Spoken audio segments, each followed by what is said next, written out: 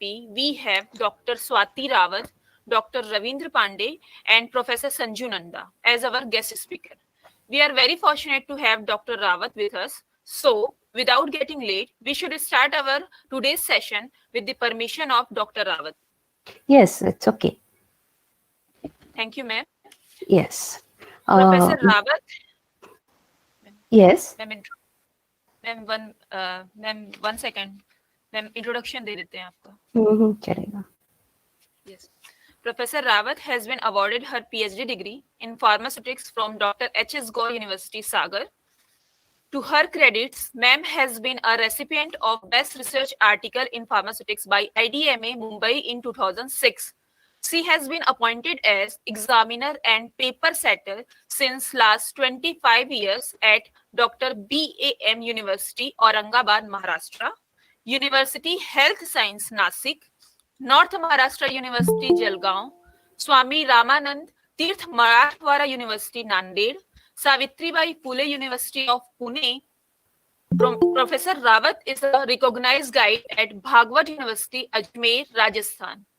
Suresh Gyan Vihar University, Jaipur, Singhania University, Jaipur, JJT University, Jhunjhunu, Dr. Baba Saheb Ambedkar Marathwada University, Aurangabad, University of Pune, Pacific University, Udaipur. Ma'am has more than 30 years of research and teaching experience. Adding to her credential, ma'am has more than 150 papers published in various national and international journals of repute. Ma'am has 4 patents and a monograph named Introduction to Pharmacognosy and Phytochemistry. Presently, ma'am holds the position of Principal, RP College of Pharmacy, Osmanabad. We welcomes you, ma'am. May I request ma'am to start with the deliberation? Please, ma'am. Okay, thank you. Yes, I'm Dr. Swati Rawat. Hello and good morning to all those who are present out there. Now, my topic is effective teaching or learning methods for the pharmacy student. Now, what is teaching? Teaching is, my opinion, is to convince someone to a particular topic or a subject to a person or to a group. Now, when you say something or convince someone, he or she should understand what you mean to say. Now, to communicate someone, there are various methods like we call as teaching methods, which are stimulation, guidance, direction, and encouragement for the learning. But out here, we are talking about effective teaching. Now, what do you mean by effective teaching? Effective teaching is the thing is when you say something, you communicate something to someone and he or she retains it.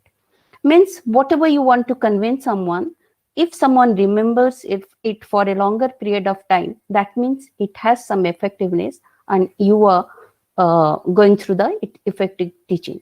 Now, effective teaching is a conscious stream of good decision made before, during, or after the instruction, the implementation of which will ensure the probability that learning will take place and knowledge will be retained.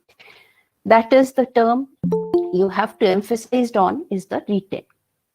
Now, effective teaching is the ability to provide instruction of different student of different abilities while incorporation instructional subjectives and assessing the effective learning mode of students. Now, it is very true when we start teaching, means we teach the group of students, suppose B.Pharm student who come in the first year, they join first year B.Pharm or D.Pharm, they have different abilities. Why?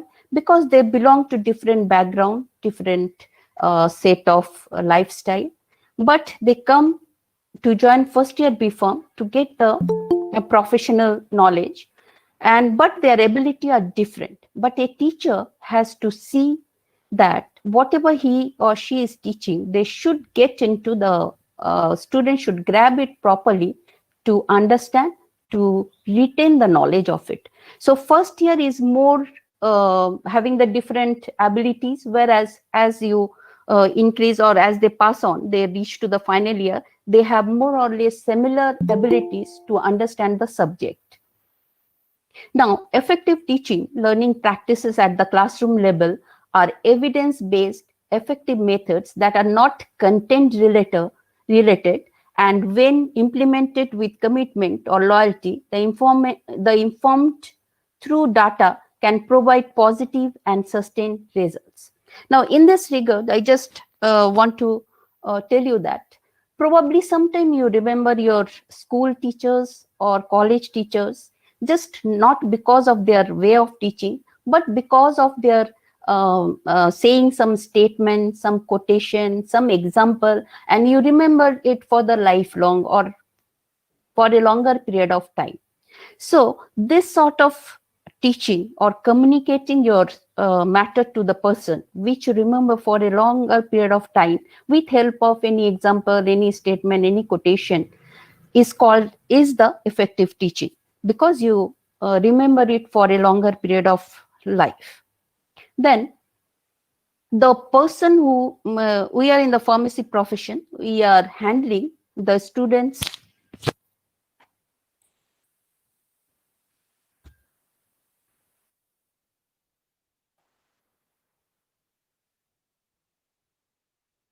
Excuse me, Yes, ma'am.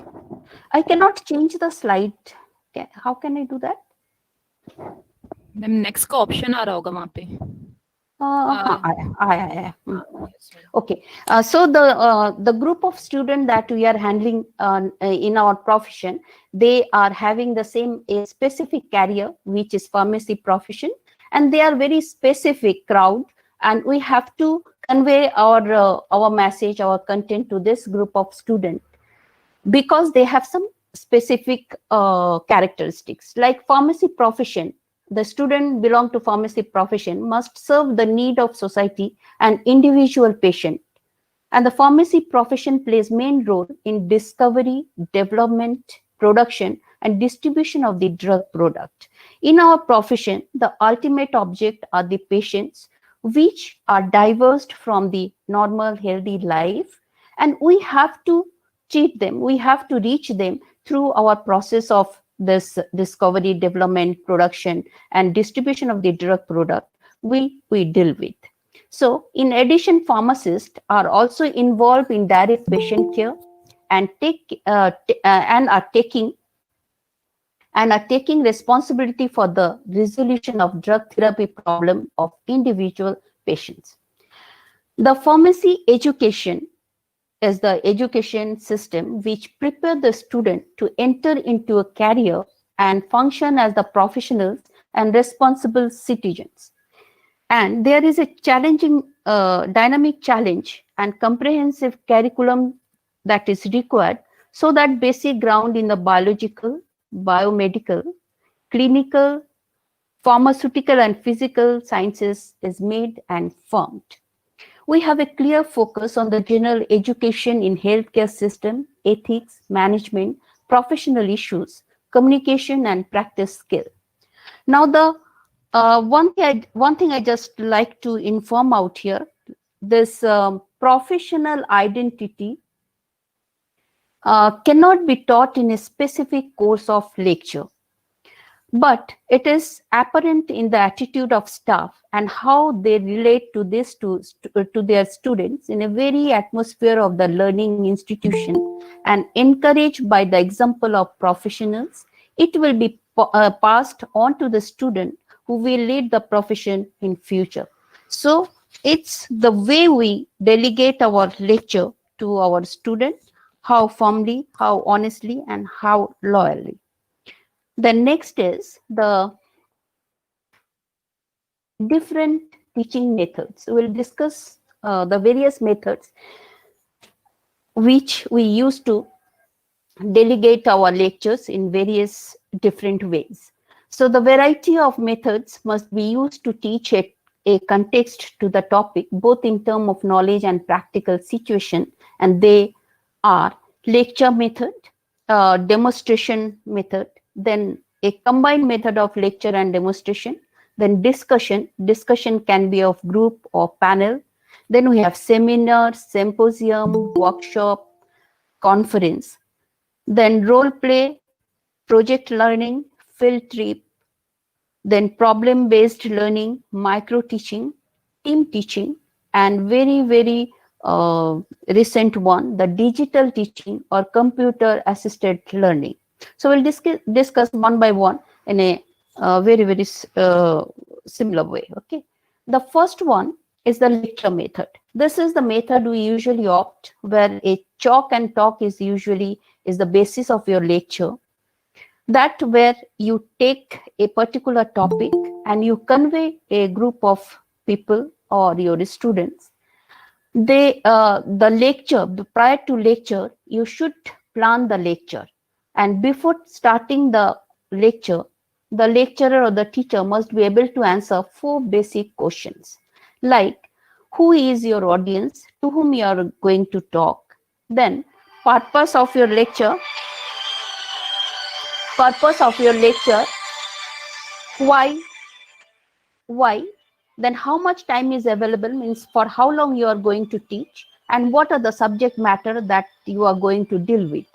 So planning of lecture, lesson planning is very much required, where you thought about who I am teaching, what I am going to teach, and how will I teach it, and do my student understand what I am teaching or what I am saying. When you are delivering a lecture, the following things you have to see. These are the following things you have to take care of: the speaker audience distance, how far they are from you. Just at now, I cannot see anyone out there. Then body movement and how you stand along with your blackboard. Then your facial expression. Then gesture, voice, strength, enunciation, pronunciation, rate of speech, variety, and pauses. Now, all these things, they stimulate your lecture. They give the variety or the variation in your lecture so that it can be understood by your audience or your student. Next.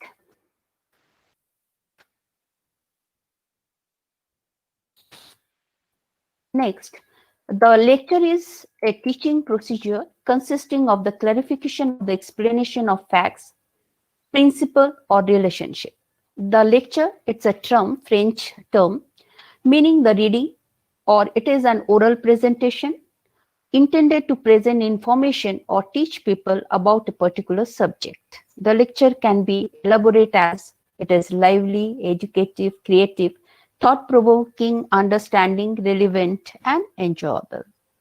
Then advantage and disadvantage of the method, teaching method or lecture method.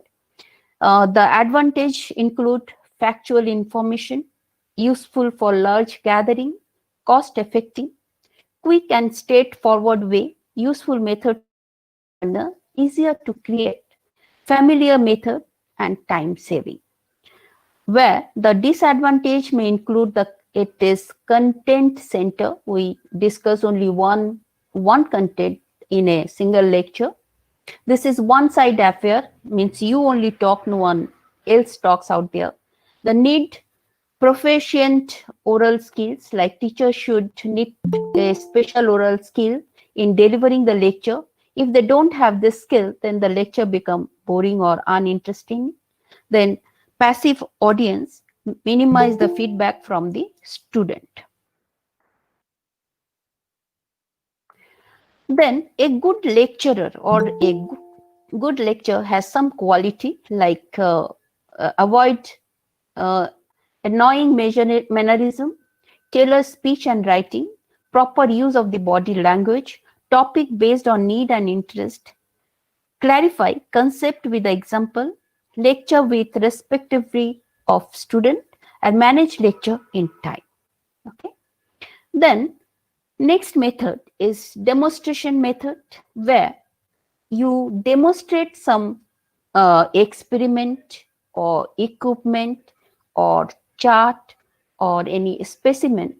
This is you show to your audience, and the guidelines for the good demonstration are It should be planned. Equipment, if you are demonstrating some equipment, the equipment should be visible to the whole class.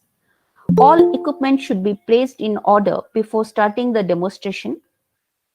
Once you start your demonstration, you should not go for seeing it where it is situated. You have to collect them prior to your demonstration. Then purpose of demonstration should be defined before the procedure. Demonstration should be quick and slick. Demonstration should be interesting. Students should be actively participate in the demonstration method so that they can understand.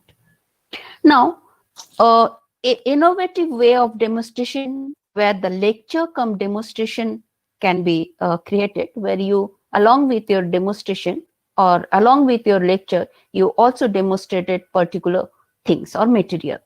Where steps in lecture come demonstration include planning and preparation, introduction of the lesson, presentation, performance procedure, Blackboard summary, and supervision. Next is discussion. There are two types of discussion we are going to discuss today. One is group discussion, other is panel discussion. Now, in group discussion, the group discussion defined as the process of reading and counter reaction between two or more than two persons in a common subject with the objective achieving some specific conclusion or result. Where a group of people, they sit on a same dais and they discuss something, a particular common topic, and they conclude a specific conclusion. Now, the discussion method, it's usually two-way communication between the participant. Everyone talks, everyone listens. The classroom situation, in classroom situation, an instructor and trainee all participate in discussion. During discussion, the instructors speak sometime and listen sometime, whereas the trainee, they also spend some time in talking. The discussion is therefore a more active learning experience for the trainee than the lecture. The discussion is the means by which people share experience, ideas, and attitude. It helps the foster trainee involvement in what they are learning. It may contribute to desired attitudinal changes.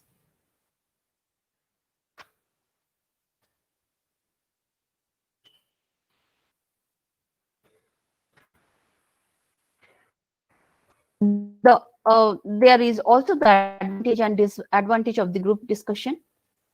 In the advantages, it helps to generate new ideas. It helps to understand a subject deeply. It improves your ability to think critically. It helps in solving a particular problem. It helps the group to make a particular decision. It improves your listening skill. It increases your confidence in speaking. And disadvantage of the discussion, it takes lots of time. It's effective only to a small group. A large group cannot be handled. One member of the group can dominate the discussion, and many times it happens that you move away the topic as everyone puts up their aspects. Shy learners may refuse to become involved or may need a great deal of encouragement to participate. More time consuming of the transmission of information that the methods such as lectures requires the teachers present all the time or throughout the session to act as a facilitator and resource person. This is fishbowl. This is not a method of teaching, but it is the arrangement, or you can say the sitting arrangement during the discussion.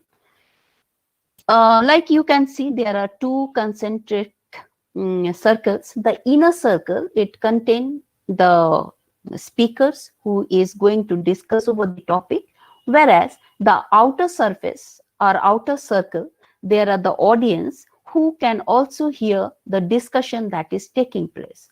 And there may be open fishbowl system or closed fishbowl system. Next method of teaching is the panel discussion, where a group of people, they sit on a panel.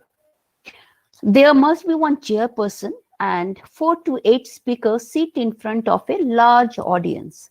Now the chairperson, he opens the meeting, welcomes the group, introduces the group members, and invites the group member or panel speakers to talk over a particular topic. Now, topic is introduced briefly by the chairperson, and then he invites the panel speaker to present their view. There is no specific agenda, means on what line you have to speak, but on what topic you have to speak is decided. No order of speaking and no set of speeches. The chairperson opens the discussion for audience by inviting them to participate in the discussion. A very, very good example in this particular topic, we can say, like in on news channels, probably every time you see, there is the host or the announcer from the channel. He invites few people from different party and different places and asks them to talk over a particular topic, or they are given chances to talk over a particular topic, like the program we call as Dangal or something like that, which usually takes place or they show on the news channels. Then advantage, it is extremely effective method of education if it is properly planned. Then information reaches to the large number of audience. It allows expert to present different opinion. It provokes better discussion, allows expert to present different opinion. And at disadvantage includes expert may not be good speaker, personalities may overshadow the content, subject may not be in logical order. Like we see in the news channels, usually instead of talking, they fight over the topic. Now next is seminar. Seminar, it is an instructional technique of higher learning which involves paper reading on a theme and followed by the group discussion to clarify the complex aspect of the theme. Like as pharmacy profession or pharmacy student, you know, when you just put your research or your paper research, you have to publish them in a either in a review article or in a research scientist research paper. So these papers can be read whether it is published or not on a group of people, and they can be talk over or discuss over that particular topic, and that is called as the seminar. Seminars are simply good group of people coming together for the discussion and learning of specific techniques and topics, which we say that you must have published in a form of a paper. The word seminar is derived from Latin word seminarium. It means speed plot. The seminar can be of different types, like classroom seminar, where teacher and student, they talk about a particular topic. The departmental seminar, it can be national, can also be international. Then advantage and disadvantage, like advantage, it stimulation of thinking, tolerance of the views develops, then cooperation with other develops, then openness of idea occurs, represents the norms of behaviors. It has great instructional value, natural way of learning. Seminar cannot be organized, whereas the disadvantage or limitation includes seminar cannot be organized on all the content of the subject matter. Technique cannot be used in all level of education. Seminar is a time-consuming process. It cannot be applied to new students who are new to the profession. Then the next method is symposium. Symposium consists of a set of program of prepared speeches followed by audience discussion. Here the speakers, they prepare their content or speeches prior to discussion, whereas it may be or may not be with the seminar. The symposium is a technique in which two or more persons under the direction of a chairman presents several speeches which give several aspects of one question. Now, advantage, it is suitable to a large group of classes. This method can be frequently used to present broad topics for discussion at convention and organization meetings. Organization meeting or organization is good because the set speeches are prepared beforehand. Disadvantages, there are the inadequate opportunity for all the students to participate actively. The speeches are limited. Speeches are for the limited time period, like 15 to 20 minutes. Questions and answer limited to 3 or 4 minutes. Then possibly overlapping the subject as different people prepare their speeches beforehand. Then there is another method called as role play. Like, I don't know whether you people conduct or not. In our college, on the Teachers' Day, we give the student to a chance to talk over a particular topic or to play the role of a particular teacher so that he can conduct the class for the day and act as one of the player. So role play is an educational technique in which people spontaneously act out problems of human relation and analyze the enactment with the help of other role players and observers. Okay, so many times we conduct street plays or other play or acts in which you take up a particular role, like you convey the different problems, society problems. You try to convey the solution to a large group of people doing so. Then advantages, it provide opportunity to practice new skill. It help in group problem solving. It help to develop sensitivity to another feeling. Then it encourages student in independent thinking. It promotes activity and interest in students. It instills confidence in the student. And disadvantage, like it is time consuming, requires careful planning, preparation, rehearsal. Learners may have difficulties in their roles. Groups member may be shy or may be non-cooperative also. Role playing should not be used when pressure of time is present.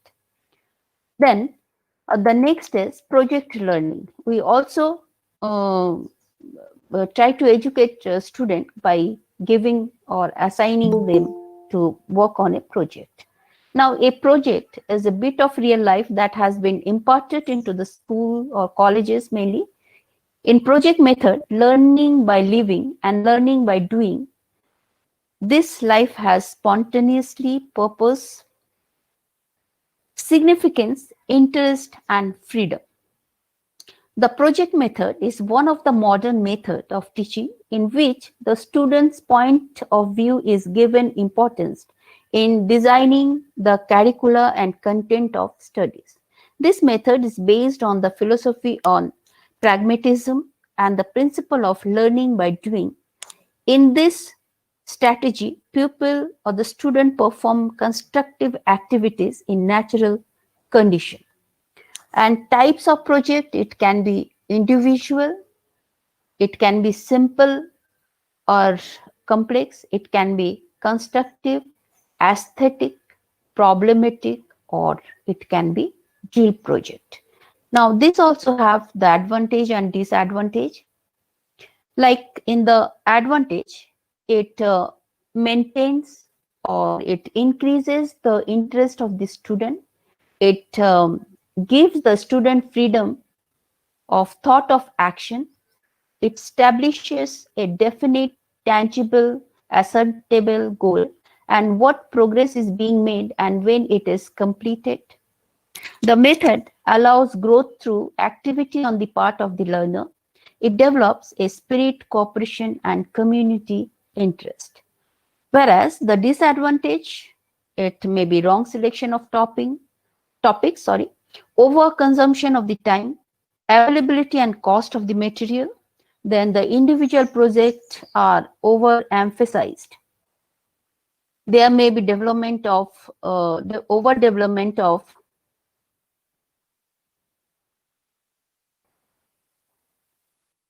overdevelopment of individualism, underdevelopment of cooperation and group activity. The next is field trip, like excursion. We also conduct in our college. We also take the student for a outdoor educational system. Now, this field trip is defined as any teaching and learning excursion at outside of the classroom. Now, purpose to help to furnish the first-hand information. We go for different places like botanical garden or some places where lots of plants are there for the display. To gather the first-hand information, then it helps to correlate the blend of college life with the outside world and provide the direct touch with the community situation. It helps to develop the keenness and observational skills. Field trip provide opportunity to apply what is taught and verify what is learned. Field trip, it provides actual source of material for this study. Field trip helps to develop aesthetic sense in the student. This method also have the advantage and disadvantage. Advantage includes observation of active participation with reality, opportunity for cooperative group work and sharing responsibilities, enable the students to develop self-confidence, ensure close contact with the reality. It increases the variability. It is good method for individual motivation. It gives relief from the monotonous life of classroom. Whereas the disadvantage include costly in time and transport. With respect to time and transport, field trip possible for the limited audience only, requires careful planning and its effectiveness. Then distracts cannot be controlled. Advanced knowledge regarding the place should be known to the teachers. Finding appropriate site may be difficult. Then come to the workshop. Workshop, it's a meeting during which experienced people come together with experts and consultants to find solution to problems that have cropped up with the course of their work. The workshop provides each participation opportunity to improve the effectiveness as a professional worker. Characteristic of the workshop: by the end of presentation, teacher should be able to identify the characteristic of the good teacher, outline student created centered teaching and learning method, explain how best different method can be used in a lesson, and identify appropriate guidelines for a particular teaching and listening process. Advantage: training program helps to reach aim of educational point. It improves learning activities.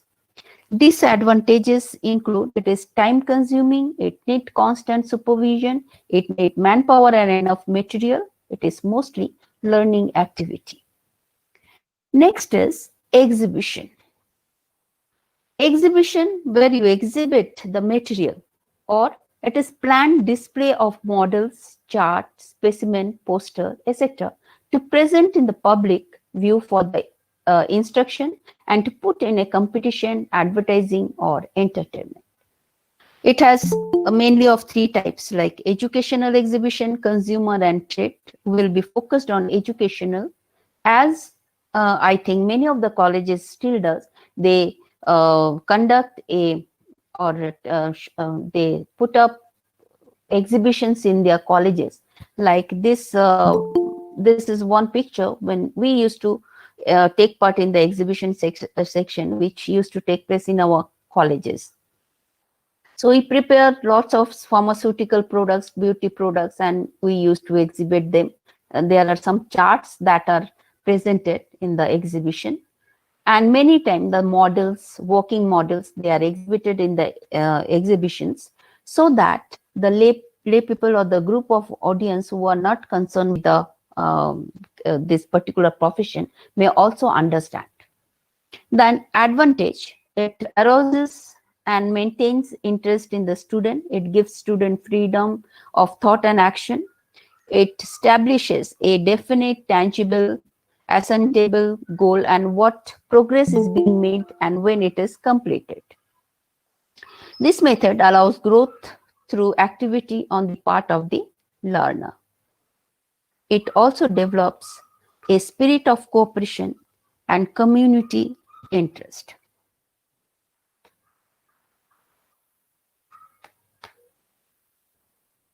Then the conferences one. The conference, the term has been originated from Latin conferentia, where confer is to consult together, compare the opinion, carry on discussion or deliberation, and ends indicating an action, state, condition, or equality.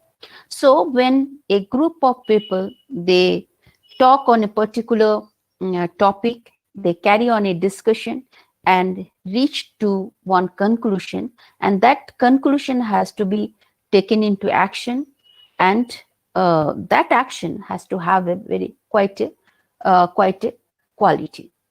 Now, this is one pharmaceutical this thing conference. A conference took place at Kyoto International Congress because it is very big conference and held at Kyoto.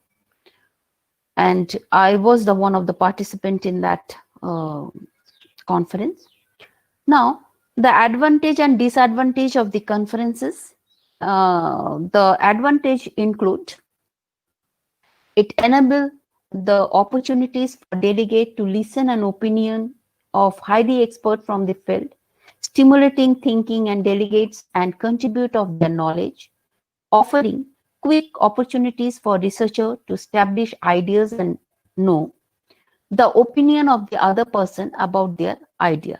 Disadvantage include time consuming and expensive to held or hold, domination by few vocal delegates leads to generalizations. The next is problem-based learning. Now, we take a particular problem, we discuss over it, and we try to convey the discussion over to a crowd, and this is problem-based learning or teaching. The problem-solving method is one which involves the use of the process of problem solving or reflective thinking or reasoning. Problem solving is a teaching strategy that employs the scientific method in searching for information. It has various steps, like 5 steps that we can see. The problem identification, the first most is that you have to identify your problem, then you have to analyze it, then how to develop the information or gathering information to be done, a plan behind it, then plan of implementation, how you're going to implement that information or to evaluate, then plan of evaluation, how you have to evaluate the problem and solve it. Lastly, you have to represent the evaluation or the result or the conclusion. Then, advantage of the problem solving method, it provides the active participate of the student in teaching activity. It habituates student to study regularly and organized way. It provides student to get scientific view and thinking. It makes student to be interested in learning. It helps to improve the sense of responsibility of the student. It provides student to face the problem boldly and to deal with it scientific manner. Disadvantage, it takes too much time. It is not possible to apply this method to all discipline. It can be burdensome to the student. It can be difficult for the student to process the materials, and the evaluating and learning can be difficult. Then we come to micro teaching.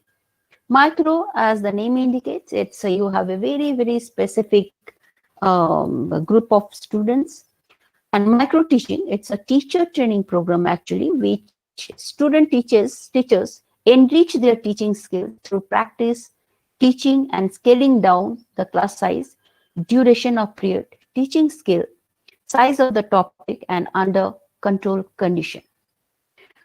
Now, the characteristics of the micro teaching: duration of teaching as well as number of students are less. Content is divided into smaller units. Only one teaching skill is considered at a time. Provision of immediate feedback in micro teaching cycle. There is a facility of replanning, reteaching, and re-evaluation. It puts the teacher under the microscope. All the faults of the teacher are observed. The problem of discipline can be controlled. The skill of micro teaching are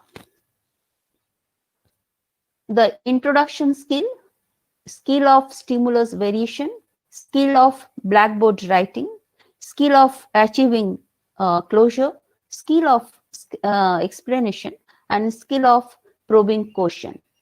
Now, skill of blackboard writing, when we want to concentrate on this particular topic, the component of the skill of blackboard writing are the following: legibility, that is easy to read. It should be legible from all corner of the class, or all the student can view what is written on the blackboard.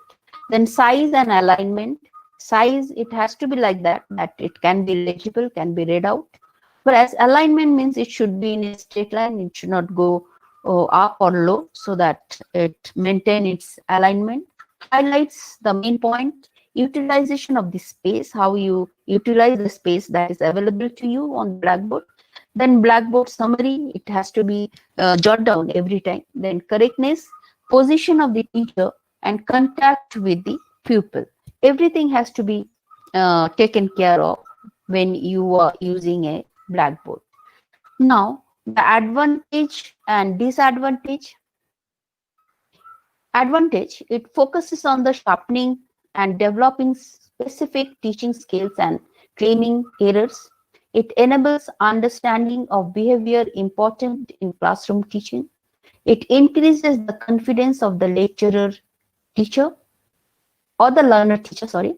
It is vehicle of continuous training for both the beginners and the senior teachers. The disadvantage includes it requires component and suitable trained teacher, the educator. It is time consuming. Application is of micro teaching to new teaching practice is limited. It tends to reduce the creativity of the teachers. It can be carried out successfully in a controlled environment only. Okay, next is team teaching.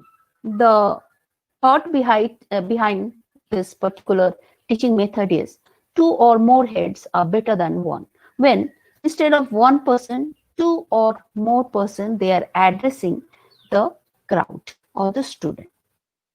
Now, definition, like it is team teaching method, two or more teachers make a plan of subject, cooperatively carry it out, and always evaluate its effect on students periodically. The team teaching involves beginning together a number of classes whose teaching is then the joint responsibility of the teachers of these classes who constitute a team.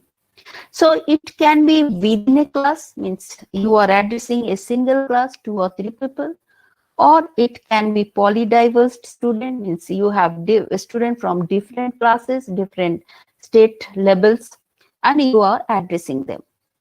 So objective in this teaching is to utilize the better talent and interest of the teachers, to increase grouping and scheduling flexibility, to improve the quality of instruction, to bring more dynamism in the timetable construction. The team can be from the, as I said, it from the single department. It can be from the various department of the same institute, or can be from different institute. The interactive team teaching, rational format team teaching, participant and observer team teaching, then team coordination, then lead and support teaching, parallel instruction, traditional team teaching. These are the type of team teaching what can be opted. The limitation like lack of cooperation among the teachers, disregard to the dynamics of the small group, traditional conservative attitude, lack of interest, lack of accommodation of larger groups, and unrealistic expectation about the team. Now, we as from the pharmacy background, we all know that we conduct the experiments or laboratory work. The laboratory work, it is actually a team teaching where you have a teacher to give the talk on that particular experiment. You have a lab assistant who will see your this thing. He will make use his skill to handle the equipment and apparatus. Then there are the student who will conduct the experiment and learn about the experiment. So it's one of the example of the team teaching. Then come the nowadays or recent teaching methods, the digital teaching methods. One of them is computer assisted learning. Now, where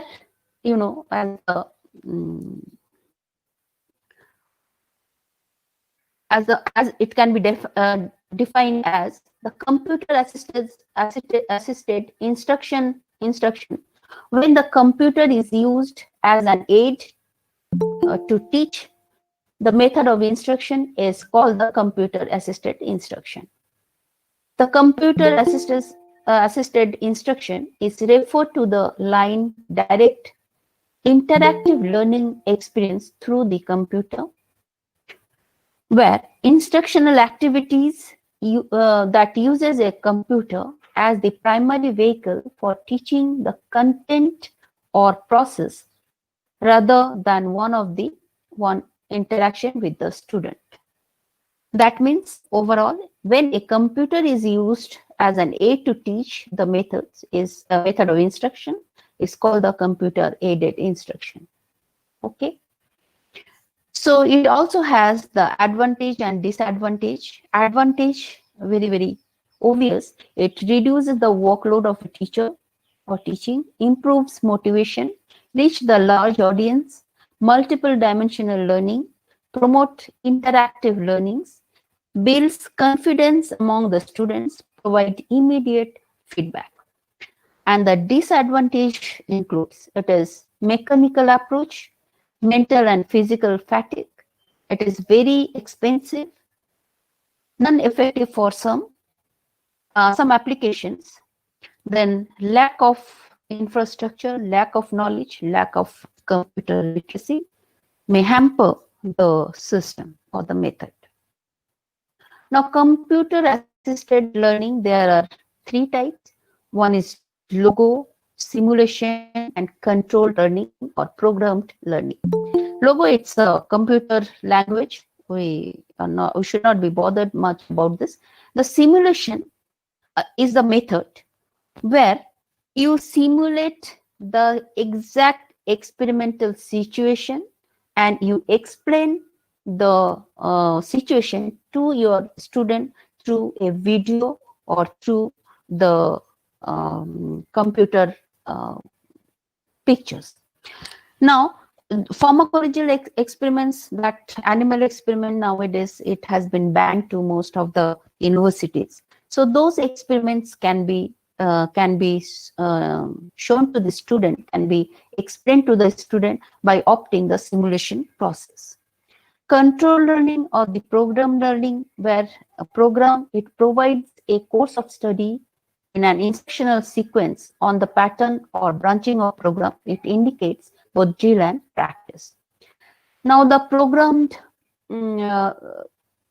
instructions, this program is devised to control the student behavior and help them to learn without direct supervision of a teacher.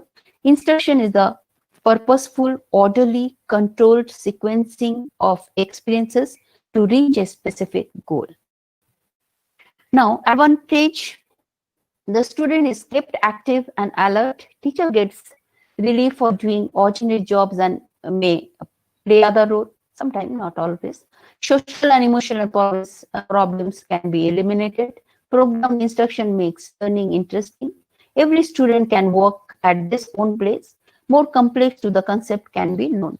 Now, nowadays, we see many of these coaching classes or classes like Byju's classes and all. They develop such series of lectures which are programmed one and which can be operated, can be listened or can be seen through your computer and can be learned. Now, laboratory mode computer could be programmed to simulate a variety of biological processes to supplement or do away with the laboratory experiment. The learner explores various options and learns by inference. Then case simulation mode, a variety of diagnostic and therapeutic problems of the patients can be managed or can be discussed through these programs. Now, I should ask, after finishing all those methods, I should ask your doubts or a question if you have. But instead, I would say questioning is also a mode of teaching, or it is also one of the way by which one can teach. So questioning, it is very ancient method of teaching. The key to successful questioning is asking question at an opportunist cognitive level that stimulates a response. And you may find sometimes the questions are complicated than the answer actually are very simple. When you are going for a question, you have many questions in your mind, like what is a good question? When do we ask question? Who needs to be a good question? Who needs to be a good questionnaires? Then what are the looking for when the children that answer a question? Then what does a good question do? Then there are various type of question, like it could be close convergent, it can be open divergent, it can be skinny one, very, very short answer, and a fat question which has lots of explanation to do. Okay, that's all about I have. And before thanking you, or after the thanking, I would like to share you some sayings like, remember, even the best teacher can learn a great deal from his or her student. Why teaching profession is good? To teach is to learn. Because whenever you ask me to give a lecture or give a address your audience, always I learn or I read prior to preparing a lecture. So everyone does it. The secret of your teaching is, or the education is, respect your people, your audience, your students. Then working together can be achieve our goal and expected quality in higher education. Previously, the teachers, they are used to like this. They used to read a lot, prepare their lecture, then present the student. But nowadays, expected teacher, they should opt the micro teaching. They should be always under the researching, like reading to make it better, the lecture better. And when we talk about learning, now learning is the knowledge acquired by the student. Learning happens and the knowledge is generated in an environment when interaction between the teacher, student, and content take place. Now, it is very very famous saying that what I hear, I forget, but what I see, I do remember. And when I do it, I perform it personally, I understand it. And when we talk about their digital teaching or digital teaching method, we should remember we are talking about this effective teaching. The effective teaching, that means the percentage you retain. So this is like this, like 20% of it you will retain when you only hear the topic or the content. 30% of it can be written when you see it, and 50% of that can be written when you see and hear, but 90% of can be written when you see, hear, and also perform. So this is all about from me. Thanks. Thanking you. Hello. Yes, ma'am. Okay. Is it Yes, okay? ma'am. Thank you. Okay, Any thank query? you. Any query? Ma'am, Yes. we have a query from a participant named Ramayani Mukherjee. That is, Yes. which way is the most efficient way of teaching? To our profession, no. What I feel is the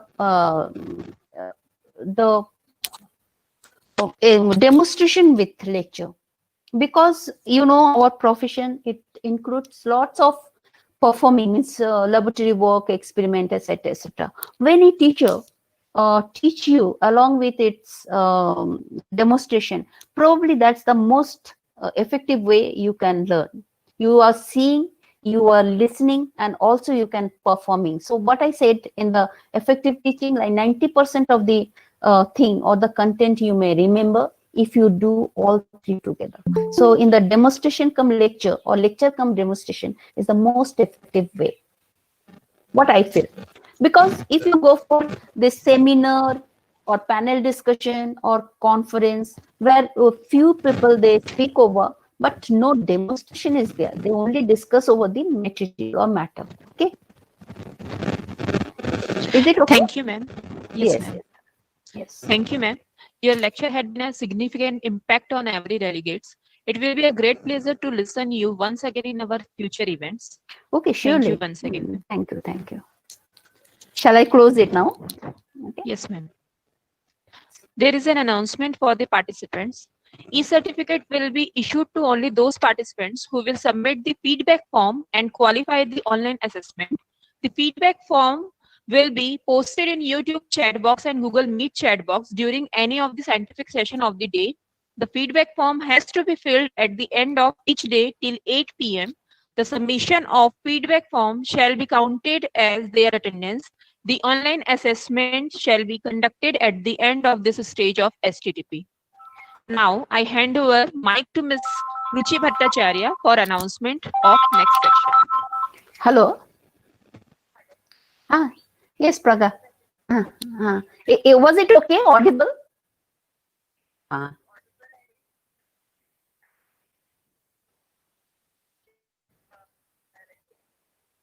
Okay, okay. Thank you. So I shall stop it. Okay. Okay.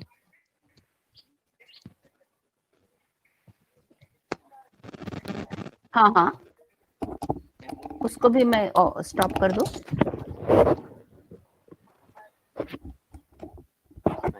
Okay, okay, okay. ठीक है. Thank you for the instruction, because I'm very new. मतलब I was not friendly with this setups, na. Ma'am, sorry Thank to you. interrupt you. Ma'am, kindly mute your mic. Yes, I'm doing that.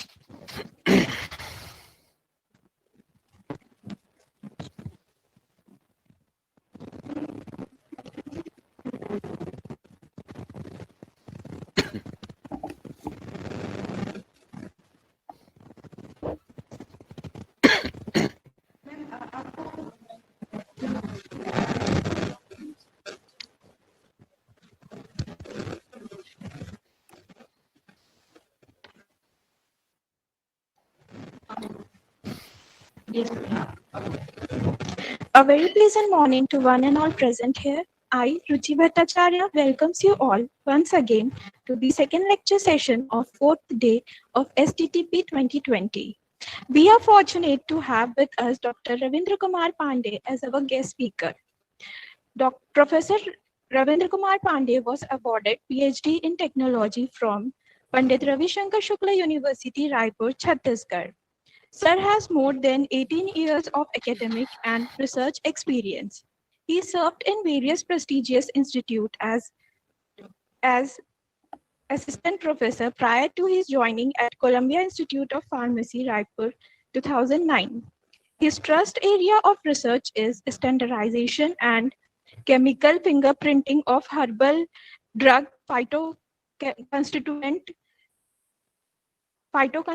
traditional medicine, and herbal drug technology.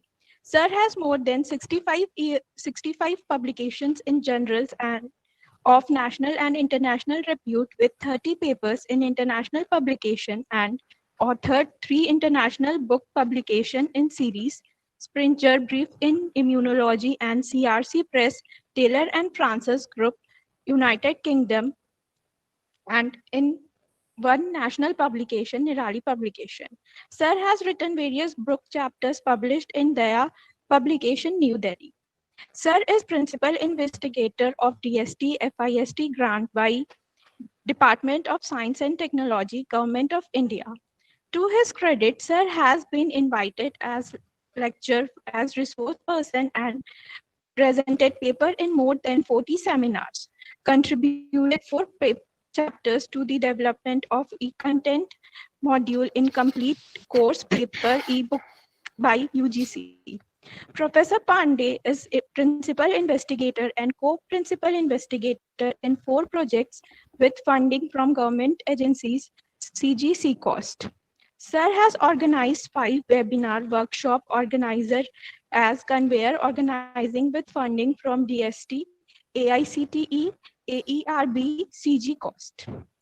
Sir is a member Board of Studies at Chhattisgarh Swami Vivekanand University Technical University Bhilai, and is a approved examiner of various Indian Institute, Pandit Ravi Shankar Shukla University, Raipur, CSV2 University Bhilai, RGVP Bhopal, Vikram University Ujjain, Bhagwat University Ajmer, Pune University.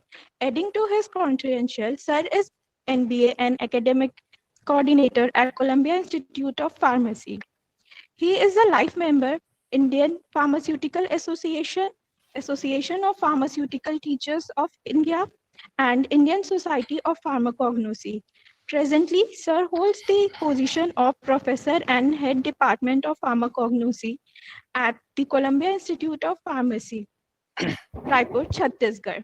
We welcome you, sir. May I request Sir to start with his deliberation, please, sir? Thank you very much, Ruchi. A very good morning to all of you, all respected teachers. I am Dr. Ravindra Kumar Pandey. Today I am presenting the topic Teaching Skills and Self-Efficacy. I have chosen these 2 words from the theme of the STTP program. So hope it will be beneficial for you all. May I share my presentation, please?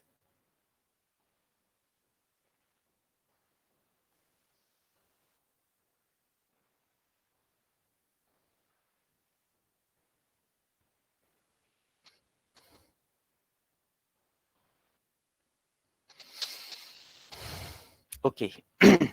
So now we start. Just a bit. What are the basics of teaching techniques, and what is self-efficacy actually, and how it helps to a teacher, especially for a newcomer in this profession? So first of all, we start with teaching techniques. There are different teaching techniques, no? It is a well-known proverb saying that 1,000 teachers, 1,000 techniques. So here we have sorted out some basic techniques, no? Teaching technique, it is a well-defined procedure, as we all know, used to accomplish a specific activity or the task. It includes the set of principles, beliefs, or ideas about the nature of learning, which is translated into the classroom. It is a long-term plan of action designed to achieve a particular goal in a systematic way of doing something.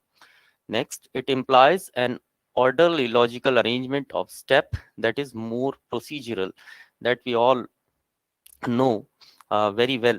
This is the way of teaching actually.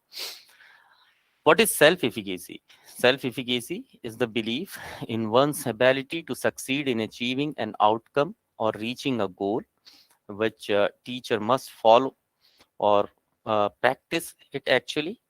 This belief is specific to a task or an area of a knowledge or performance, shapes the behaviors and strategies that help one pursue their goals.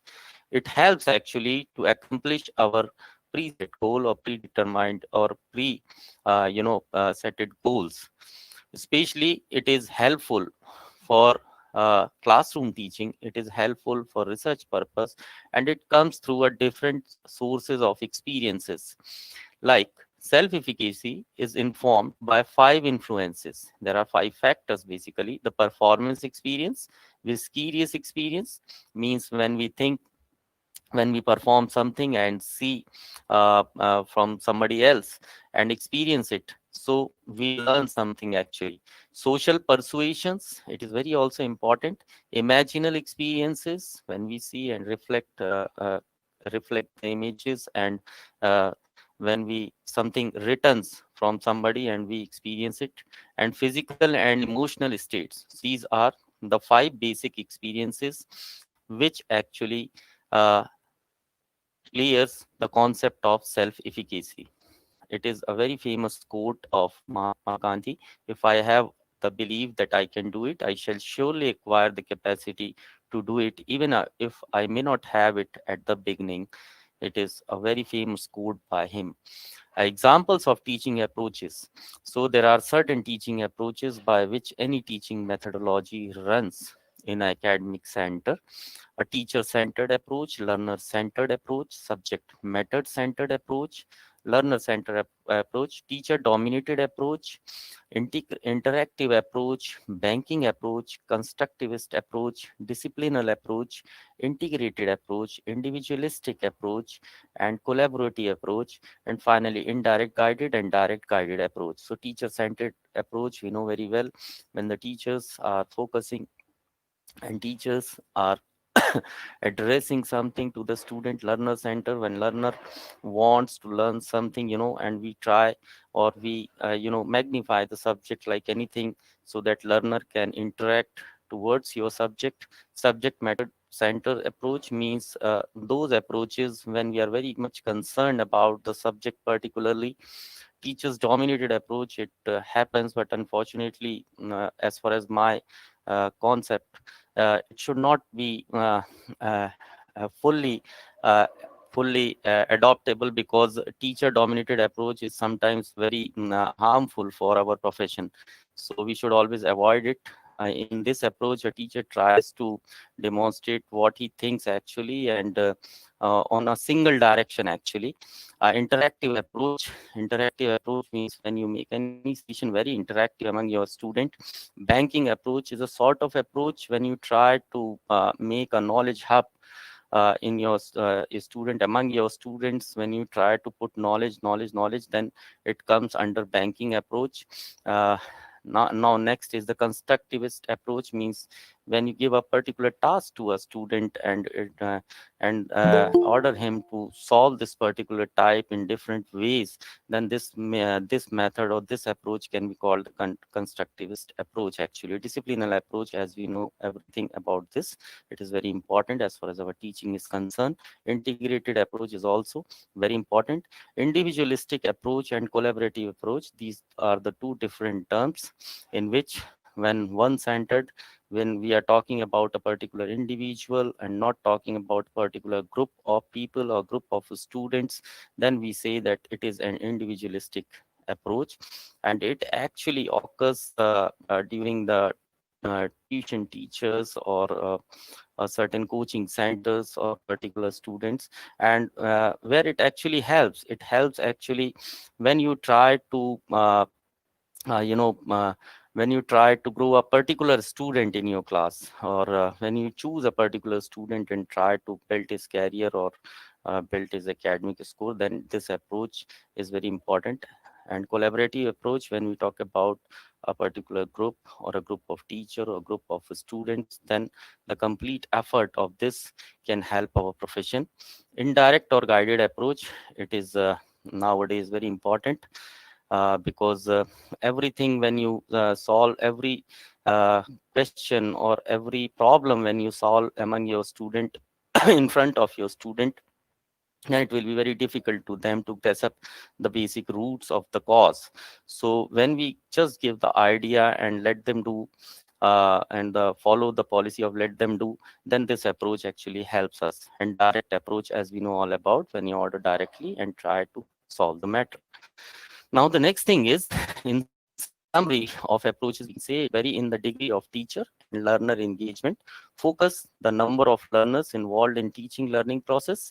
As shown in diagram below, you can see the teacher learner program. Engagement occurs, focus occurs when we talk about the subject matter. And when we talk about the individual and group, then the third factor, number is occur, number matters actually. Steps of the direct or lecture methods.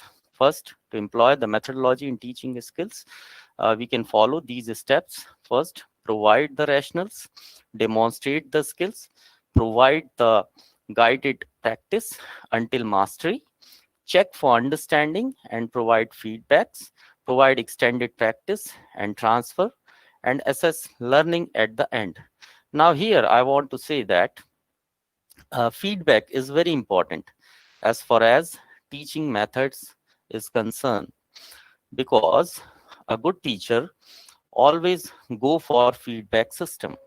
Now where this feedback system actually occurs, we can plan uh, at the end of the semester or at the mid of the semester, that the method or the teaching techniques what we are following, or which is being followed by us in the classroom, it is appropriate or not, and what are the basic lacunas in our teaching technique, so that can be rectified by the student feedback. When a student gives an honest feedback, then we should always appreciate it.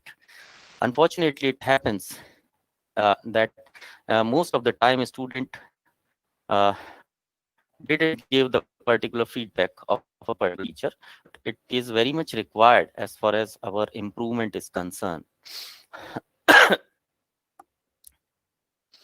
Now, divide the complex skills and understanding into the sub skills or into its component steps, so that they can be taught easily and with precision. Now next, design own strategy in teaching each skill, which will eventually contribute to the learning of the entire skill. Next, before the demonstration, carefully rehearse all the steps. The steps should be observed and followed. It is very important for newcomers who normally enters first time in the classroom. So they should rehearse and rehearse for some days, and then they will see that a miraculous result will occur after a month or after few weeks. Now, assign a practice for short periods of times, then continue learning by imitating others. One should choose always such type of practices. Provide feedback and encouragement through praises, positively motivated. This is for students.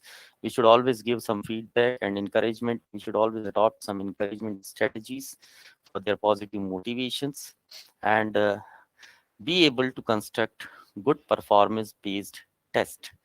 And we should always uh, uh, conduct certain type of test which gives a certain grade or a certain performance based criteria, or which will be easier for us and for the students to uh, accomplish the particular task. Say for example, if you are conducting a practical vivas, then you can make a sheet of vivas. In that sheet, you can divide the numbers in different ways, like 5 numbers for practical preparation or practical, completion, and 5 marks for vivas. So it will help the student to get and to recognize among the other students that this student is getting such marks in a particular divisions, and why he is not getting or why he is not completed the particular job, and that's why he has not awarded such type of marks. So it will be better for students, and it will give the equality among all students, that this is the particular method or the technique, teaching technique of my teacher, by which we can complete a particular task and get a good performance or good grade. Now, what are the advantages? The demonstration method follows a systematic procedures. The use of expensive equipment and machines will be maximized. Possible wastage of time, effort, and resources will be avoided, since the demonstration is supposed to be well planned in advance. This most of the time we perform such things, but these are the basic parameters for newcomers or the new teachers. Just a minute, I'm sorry.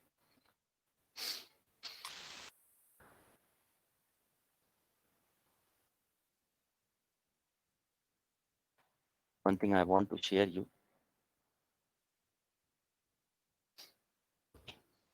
Curiosity.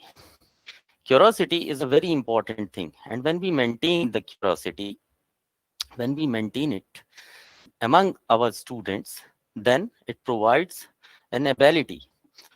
It also help us to know the particular knowledge of among the teachers or from the our senior teachers, that what we should know and how can we practice and improve our teaching. So these term or this practice should be practiced among the teachers, and we should always promote curiosity among the students too. Like, for example, if we are conducting a practical of laboratory practical of microbiology, then if we are teaching, the process of sterilization and how sterilization helps actually to kill a particular microorganisms, and what are the harmful effect if we not sterilize a particular thing of daily uses and etc. So if we take an example of feeding bottle, by which how the Klebsiella pneumoniae actually infect the pediatric patients or newborns. So we can easily demonstrate through the practical that the linings of the bottle or the cap of the bottle contains so much nutritional food, because we are teaching there a method of cultivation as well as sterilization method, the cultivating material, how it helps to grow the bacteria, and at the same time how can we kill the particular bacteria by different sterilization bottles. So most of the time what happens, when the mothers are unaware, we can teach the students like this, when the mothers are unaware about the bottle washing or the proper sterilization of the feeding bottle, then what happens, the Klebsiella pneumoniae, which is a very common microorganism which grows normally at any surface where it founds any nutritional material, can grow the top of or the cap of the bottle or the linings of the bottle when the bottles are not properly sterilized, and can infect your child or your baby. So when we sterilize this particular bottle, or when we sterilize the particular equipment in our particular lab, then we can say that it is completely sterilized or it is free from any microbial growth. So this is the way we can put simple examples, and we can simplify the matters during the teaching, and it will help definitely to our students when when we actually offer the curious behavior, or when we make any curiosity among them. So it can be very easily understandable for them too. Now we come to the point, self-efficacy. What is self-efficacy actually? A person's self-efficacy can be influenced by the following. As we already know what is self-efficacy, everyone has its own self-efficacy and efficacy. As far as teaching is concerned, self-efficacy relies on 5 factors, as we have discussed in earlier slides. So what is performance experience? Refers to one's previous and related experience, which can influence their perception of whether or not one has the competence to perform the task at hand. This tends to be what influences self-efficacy the most. Now, the next one is the vicarious experience, when something we learn from others' experience refers to the observed performance and experiences of others. Third, social persuasions refers to verbal encouragement or discouragement about a person's ability to perform. Typically, the more credible the source, the more impact the source is likely to have on a person's self-efficacy. We can understand this by this type of experience too. Sorry.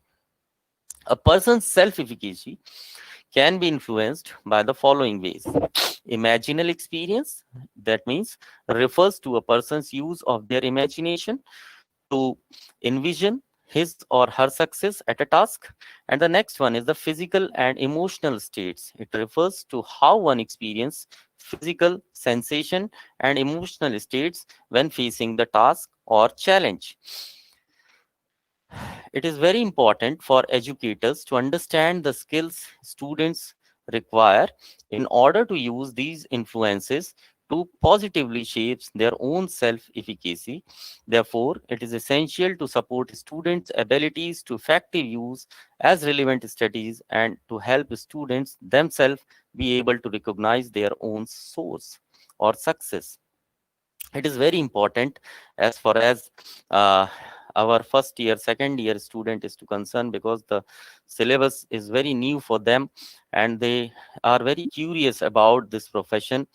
And when they I mean recently enters from school education to the college education, so one should always try to build self efficacy sort of practice among them, so that they can achieve their goal in future endeavor. A person's level of self-efficacy can vary from different levels in different contexts. What happens actually means the level of self-efficacy can vary for different subjects, areas, or tasks. Likewise, even within a subject area, a student can have a different levels of self-efficacy for different tasks. For example, while a student may feel high self efficacy in understanding a concept in science, he or she may still feel a lack of confidence in math. Moreover, the student can have high self efficacy about scoring high on a science exam but not feel as confident about his or her own ability to build an outstanding science fair project. It is very simple. So we can simplify these things. And how can we help them to remove the problem, or to over the situation of non self efficacy towards self efficacy. Development of self efficacy. Think about which aspects of self efficacy are most relevant to your students based on where they are developmentally. First of all, if we divide, so we will talk here about the late adolescence age. Actually, this is the basic characteristic designed by Bonthar. uh, so we will talk about here, since we are talking about the college education. So developing an understanding of what's important to the self and one's influence in planning for future goals. Relevant characteristic of development, actually it happens here. Examples of students exhibiting high self-efficacy means high academic achievement and rigorous goal setting. We can set here, and a student can feel, or one can feel, that I really want to go to college with my peers if I plan out my application this summer, or I should be able to have everything ready to apply in fall and make sure I get things in on time. So what it actually reflects, that we should inculcate the idea among the student that you can do it, and this work is for you, and you can do at any point or any time by virtue of, or by with the help of your own brain or your own you know struggle. Thank you. Sorry. Self efficacy is related to but distinct from self esteem and growth mindset. What happens actually, it when we Now we can categorize into following points. What are the definition of answer, example, and relation to self-efficacy? These are some questionnaire sort of. So self-esteem, self-efficacy, and growth mindset. These three things are different, and one has to learn or one has to understand the concept behind all these. First of all, the self-esteem. What it refers? It refers to a person's more general sense of self-worth, whereas self-efficacy refers to a person's belief that she can do what's necessary to successfully achieve a specific goal or task. So it is very important as compared to self-esteem. Growth mindset is what? Refers to the belief that one's abilities can change over a time as a result of effort or perseverance or and practice. What does this answer? Who am I? What is my worth? Whereas self-efficacy always answer, can I do this? And growth mindset, can I grow in this particular area? Examples are very simple. I am a competent person and a good learner. In self-efficacy, the example is, and I have confidence that I can master linear equations. In growth mindset, although I haven't mastered it, yet I know that I can get better at it if I study hard, try new strategies, and seek out help. Relationship to self-efficacy. High self-efficacy and a growth mindset across various goals can contribute to overall positive self-worth, that is a self-esteem. Whereas in both of self-efficacy and growth mindset, having high self-efficacy with a growth mindset can help a student navigate setbacks successfully, even though a student experiences failure. Noticing a gradual improvement in skills over the time will give the student confidence that he or she can ultimately achieve the goal. So, a self-efficacy not only help to increase the performance of a student, but it also helps the teachers, the newcomers in the profession, how can they grow well for teaching profession. Why it matters actually? The self-efficacy determines how one feels, thinks, motivates themselves, behaves, and performs. The students with high self-efficacy have better self-regulations, are more resilient in the face of obstacles, demonstrate stronger academic performance and achievement, are more motivated in schools, set more challenging and higher academic goals, and are better prepared to adopt to and succeed in their first year of college, go on to have more successful careers, and are open to a wider range of career choices, and are happier all around. So it is a very normal phenomena and a simple phenomena. Then when one have a self-efficacy or a confidence enough, then he can do anything, and it applies to teacher too. Self-efficacy, a gateway to other mindset, essential skills and habits. Having high self-efficacy, just it helps the student use more self-regulation practices that make them most successful in schools. I have just presented here the diagrammatic representation which I have stated in the last slide. Even though we can hire some or sort of agency which train the teachers or which train the students of our college, so that self-efficacy can increase, or self-efficacy philosophy can spread among all teachers and all staff members. Self-efficacy in the classroom, what it reflects actually, I won't do, it starts from here. The first step, I won't do. Now the next is I can't do it. Third, I want to do it. Now it starts with how do I do it. Now next, I will try to do it. I can do it, and I will do it, and yes, I did it. So these are the basic steps during the process of self-efficacy, or during the learning process of self-efficacy, especially in the classroom. Questions to consider. How do your students think about setting goals?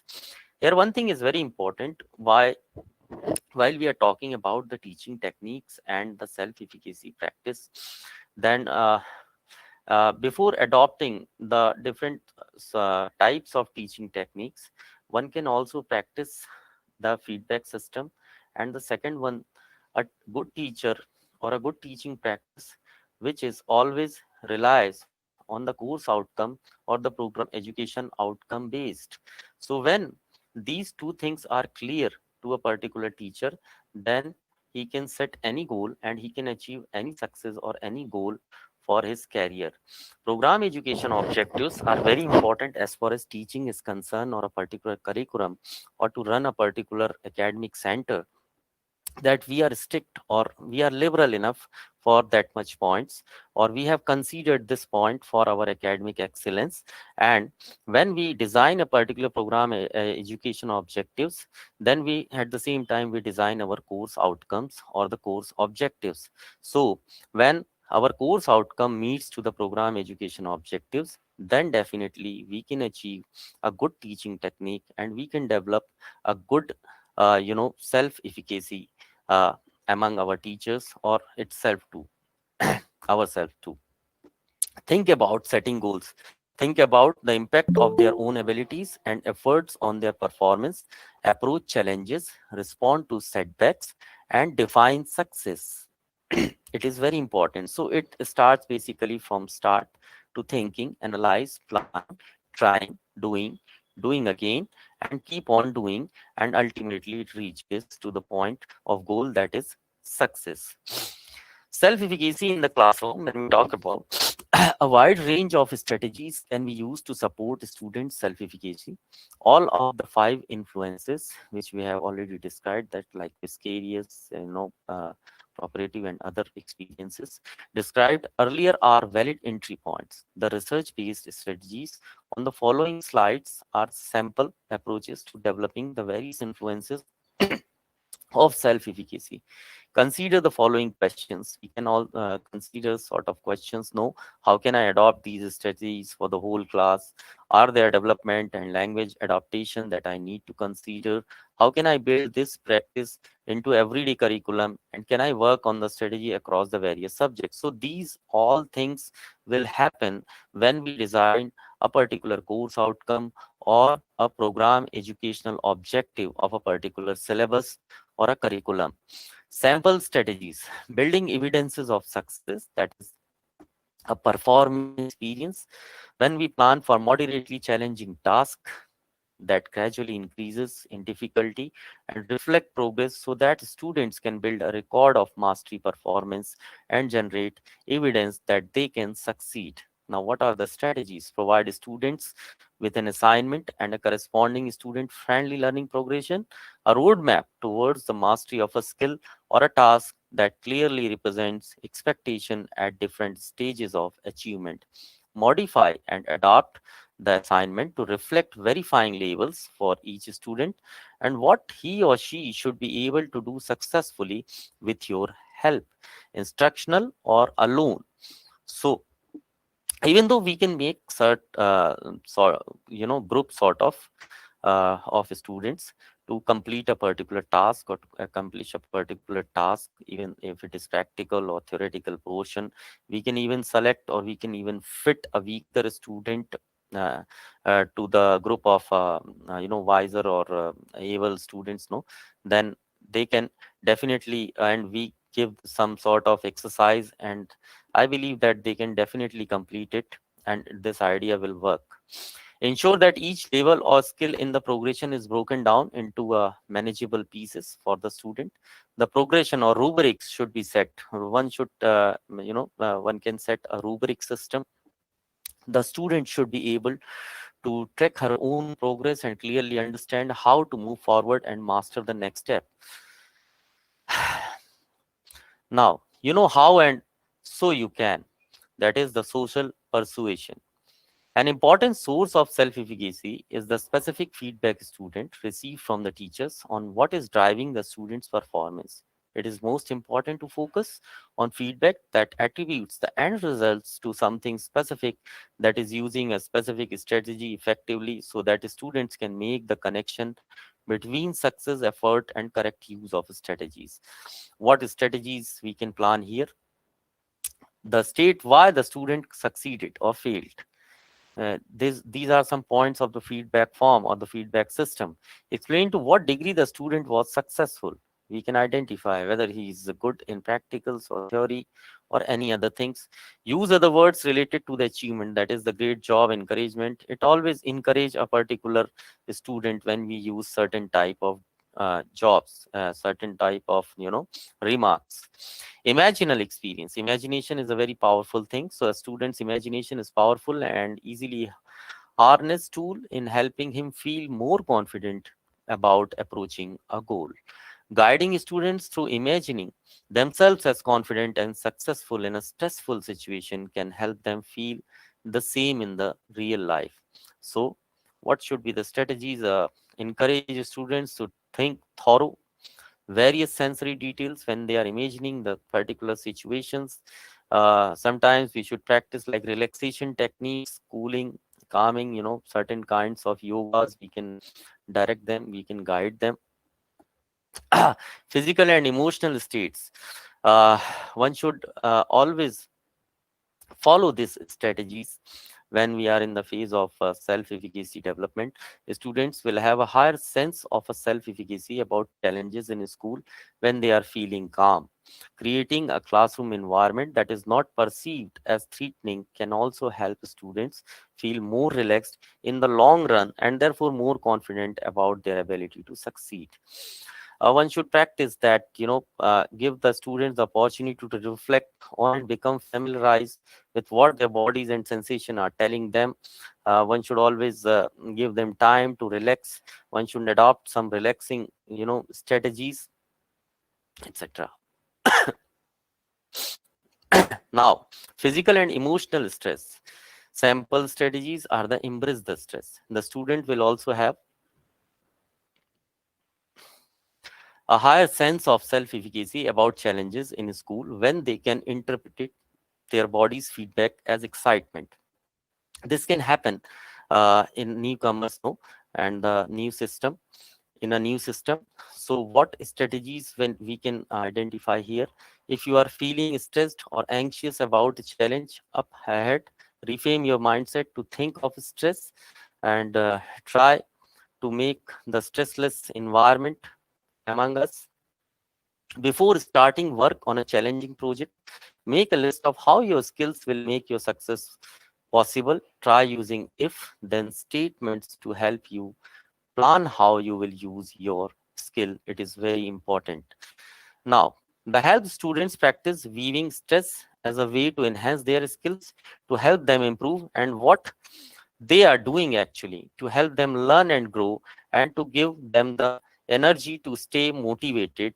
This should be in our practice to get a good results. Now, planning for implementation, the closing activity. You got this. Individual reflection, it matters a lot, or a small group discussion of various strategies we have discussed today. Which one do you want to commit to trying? How might this strategy be integrated into your existing practice strategies or lesson planning? One should desire a questionnaire like this. What are some challenges you anticipate for implementing this strategy into your daily curriculum? What planning and preparation might help you overcome these challenges? What are the areas of strength and growth? Think about your own self-efficacy in implementing these strategies, in which what prior to experience are informing your confidence, what other influences can help support your own confidence in effectively helping your students and self-efficacy. So these are some points one should always consider when we talk about the self-efficacy. These are some references by which I made this presentation, and thank you very much for your patience listening.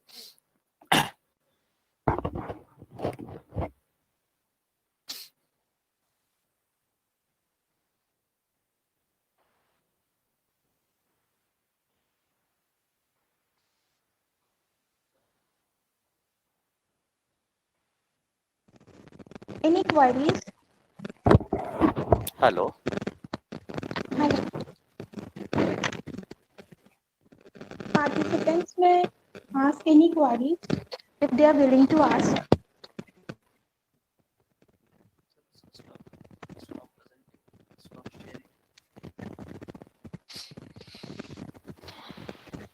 Sir, we have a query from a participant.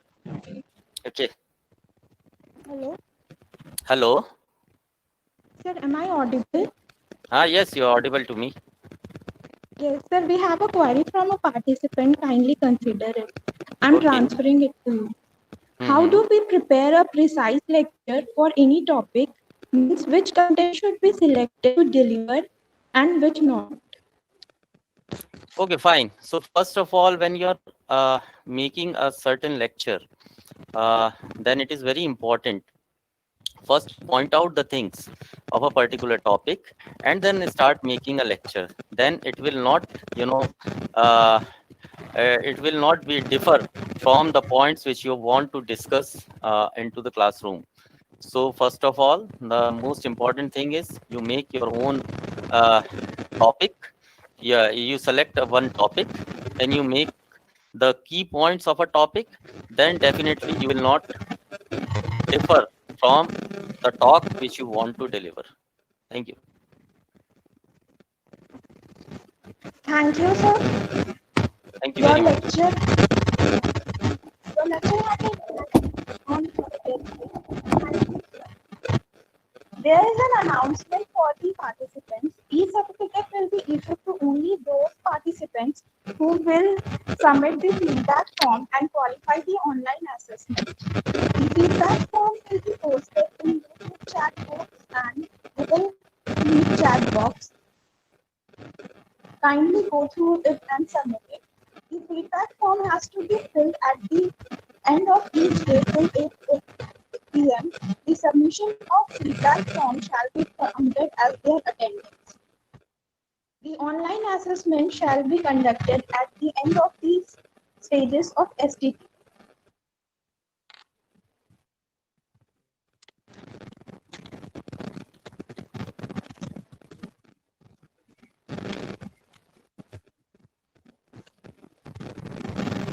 For our next session, we will have with us Professor Sanju Nanda at 1:30 p.m. Kindly join using this link. I once again thank you all the delegates and participants for the active participation. Thank you.